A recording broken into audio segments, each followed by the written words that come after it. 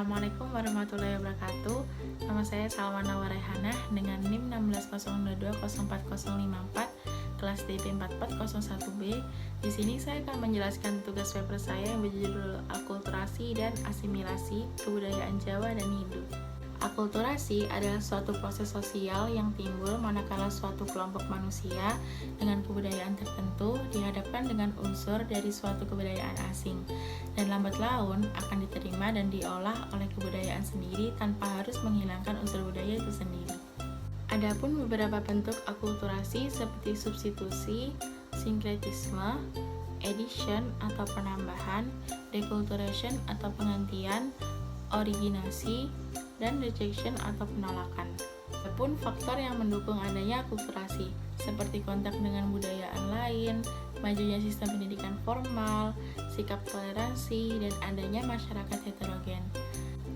Adapun tahap terjadinya akulturasi seperti kontak sosial, kontak budaya pada berbagai kondisi, kontak budaya antar kelompok, kontak budaya antar masyarakat, dan kontak budaya antar sistem. Adapun masalah yang timbul karena terjadinya akulturasi, seperti perubahan cara pandang seseorang atau perubahan mentalis. Salah satu terjadinya contoh akulturasi adalah seperti terjadinya akulturasi pada budaya Hindu dengan Jawa. Berdirinya Masjid Menara Kudus di daerah Kudus, Jawa Tengah, yang pada bangunannya terdapat campuran antara masjid dan candi, yang menandakan adanya dua budaya antara Hindu dan Jawa yang bercampur jadi satu. Selanjutnya adalah asimilasi.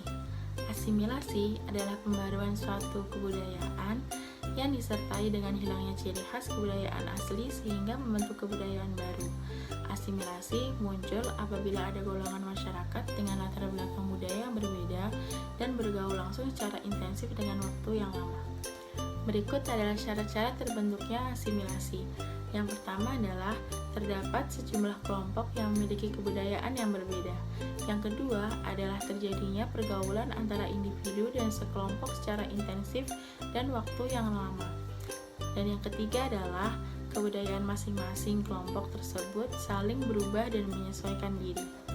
Selanjutnya adalah faktor yang mendorong dan menghambat terjadinya proses asimilasi.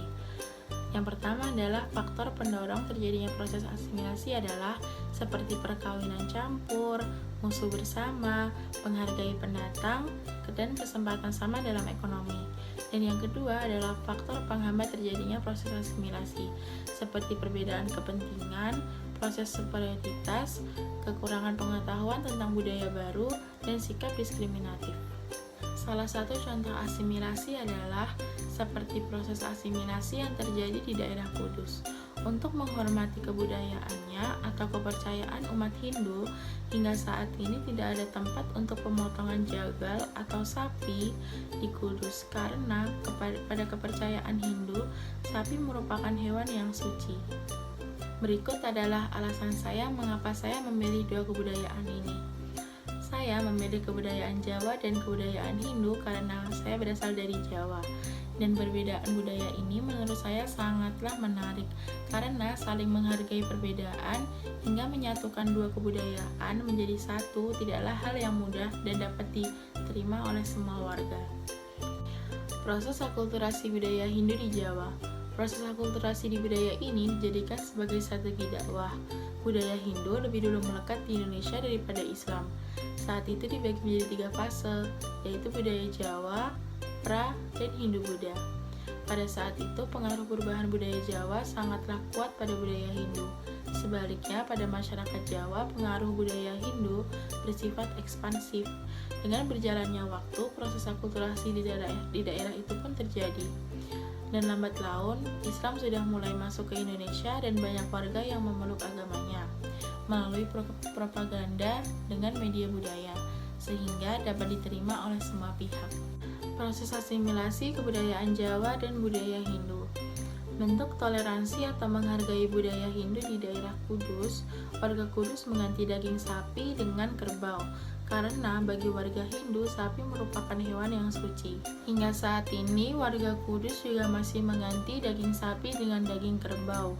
Jika zaman dahulu tidak ada tempat untuk pemotongan sapi di daerah Kudus, mungkin saat ini ada. Tetapi, yang mempunyai tempat pemotongan itu bukanlah orang lokal warga Kudus atau bukan asli orang Kudus.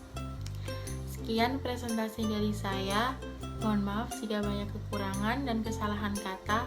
Wassalamualaikum warahmatullahi wabarakatuh.